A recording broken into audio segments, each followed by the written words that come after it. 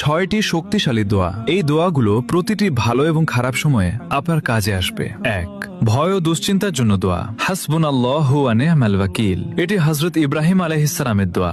যখন তাকে আগুনে নিক্ষেপ করা হচ্ছিল তখন তিনি এই দোয়া পড়েছিলেন, আল্লাহ তাকে রক্ষা করেছিলেন। 2. শক্তির জন্য দোয়া।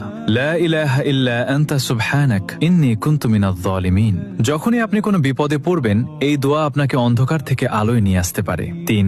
জ্ঞান বৃদ্ধির জন্য দোয়া। রব্বি জিদনি ইলমা। 4. যে কোনো কিছু পাওয়ার দোয়া। রব্বি ইন্নী লিমা আনজালতা ইলাইয়া মিন খায়রিন ফাকির। এটি